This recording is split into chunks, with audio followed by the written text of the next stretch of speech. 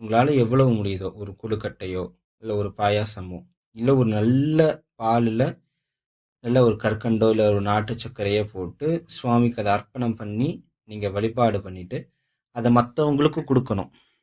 மற்றவங்களுக்கும் நீங்கள் கொடுத்து அவங்க எந்த அளவுக்கு அதை உணவை உட்கொள்ளிட்டு சந்தோஷமாக போகிறாங்களோ அப்போ தான் அந்த மூர்த்தி சந்தோஷம் அடைவார். இதுதான் பிள்ளையாருடைய அந்த எளிமையான ஒரு வழிபடக்கூடிய முறை.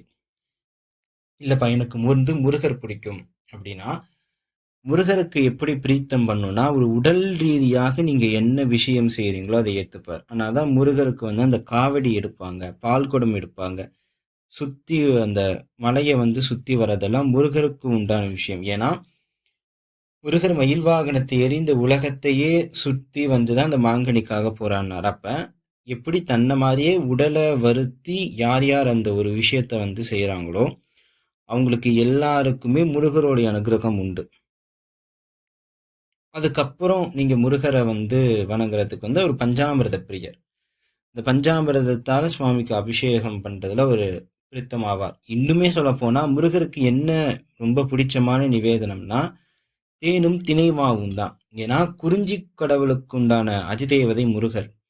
அந்த குறிஞ்சி வந்து அந்த மலையும் மலை சார்ந்த இடத்துல தேனும் அந்த திணை மாவும் தான் உங்களுக்கு கொடுப்பாங்க. முருகருக்கு முதல்ல அர்ப்பணம் பண்ண பொருள்ல பழந்தமிழ் நூல்ல இருந்தே அவருக்கு ரொம்ப பிடித்தது வந்து தேனும் திணை மாவும் தான். அவருக்கு வந்து ரொம்பவே பிடித்தமான விஷயம். இது மாதிரியான சேர்ந்து முருகரை வந்து நீங்க வழிபடலாம். இல்லை எனக்கு சிவபெருமான் பிடிக்குன்னா ஒரு அபிஷேக பிரியர்.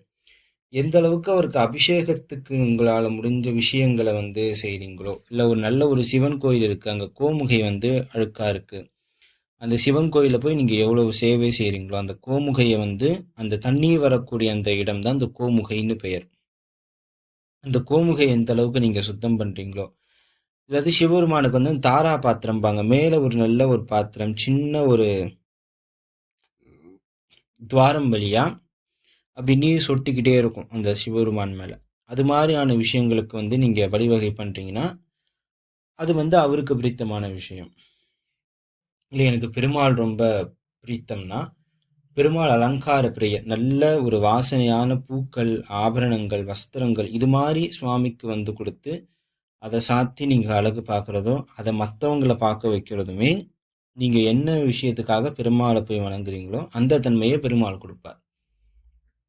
எனக்கு அம்பாள் பிடிக்கும்னா இந்த எல்லா ஒரு மூர்த்தி பிடிக்கும்னா நீங்கள் எல்லா விஷயமும் செய்யணும். ஆனால் அம்பாளுக்கு இன்னும் பிரசித்தமான விஷயம் என்னன்னா ஸ்தோத்திர பிரியை. ஸ்தோத்திர பிரியா ஸ்துதிமதி